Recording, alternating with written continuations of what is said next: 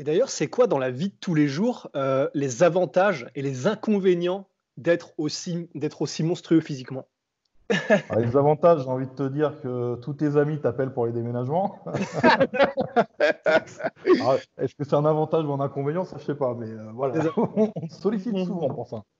Après, les avantages, dans la vie de tous les jours, ouais, bah, euh, les avantages, je vois pas en fait. Les inconvénients, il y en a, hein, c'est pour les vêtements déjà. Ah oui.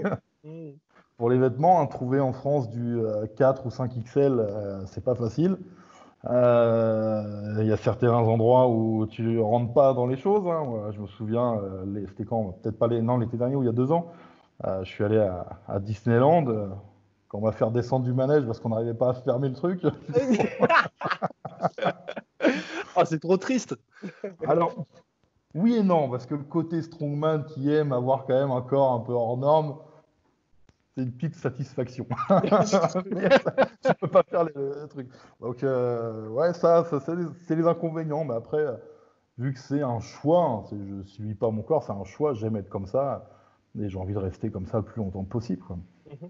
Et au niveau, on va dire, de tes entraînements, de justement le rythme des entraînements, on voit que, bah, dans différents autres sports, tu vois, c'est possible, on va dire, de se dire: «Pendant une semaine, on va faire un travail spécifique là-dessus». Toi, est-ce que tu es vraiment obligé, on va dire, de tout le temps t'entraîner les différentes parties du corps? Ou au contraire, tu peux te permettre de dire: «Bah, par exemple, on va faire un focus sur ce point-là, un focus sur ce point-ci», pour éviter pour progresser, être complet?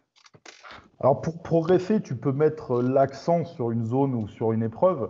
Par contre, non, non, tu dois constamment toute l'année entraîner l'ensemble du corps. Euh, je peux pas me permettre d'avoir un déséquilibre ou un déficit en fait. Après mon entraînement, bah, on attend souvent donc c'est très orienté sur les mouvements de base en musculation. Et ensuite, en fonction des épreuves que l'on a en compétition, en général, on les sait 6-8 semaines avant.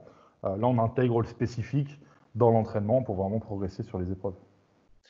Et est-ce qu'il y a aussi une notion de cardio dans le strongman? Parce qu'on voit souvent, et il y a pas longtemps, je matais une vidéo de, justement Brian Shaw qui a battu le record de rameur, je crois que c'était sur 1 minute, un truc comme ça. Ouais.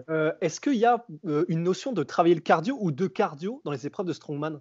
Oui, ouais, ouais. Alors, il y a quelques épreuves où le cardio travaille beaucoup. Alors bon, c'est vrai que sur certains sportifs, faire une épreuve qui dure 30 secondes ou 45 secondes, ça va être facile. Pour nous, là, on est sur du cardio.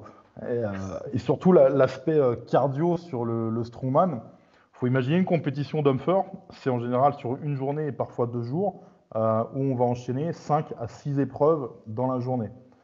Donc là, si on n'a pas un bon cardio pour avoir une bonne récupération entre les épreuves, on va s'épuiser très très vite. Et après, on a des épreuves spécifiques cardio. On a ce qu'on appelle les loading charge, avec les fameux sacs de sable où on court. Alors certes, pour un sportif lambda, c'est juste une course de 20 mètres, mais sauf qu'on va courir avec un sac qui fait 130, 140 kg dans les bras, et on va le faire 4 ou 5 fois. Là, je peux vous dire que le palpitant, il monte dans les tours. Et d'ailleurs, au niveau de ce que tu manges, parce que là, tu parles de récupération, bon, c'est la question qu'on doit toujours te poser, mais on est obligé de te la poser, c'est comment est-ce que tu t'organises? Comment est-ce que tu organises ton régime? Et comment est-ce que tu manges, en fait? Plusieurs fois par jour? Combien de fois? Comment ça se passe? Alors, voilà, j'ai un régime alimentaire, je dois manger entre 6 000 et 7 000 calories par jour. Et je répartis ça entre 6 et 7 repas. Alors, faut pas visualiser ça comme des gros repas, hein. Je fais 3 à 4 gros repas, vrais repas. Et après, le reste, c'est des collations. Mais on va dire que du matin jusqu'au coucher, j'essaye d'alimenter mon corps régulièrement. Et ouais, c'est réparti en 6-7 repas. Donc, c'est pour ça, tout à l'heure, quand on parlait au début, le budget nourriture est pas mal. Ouais.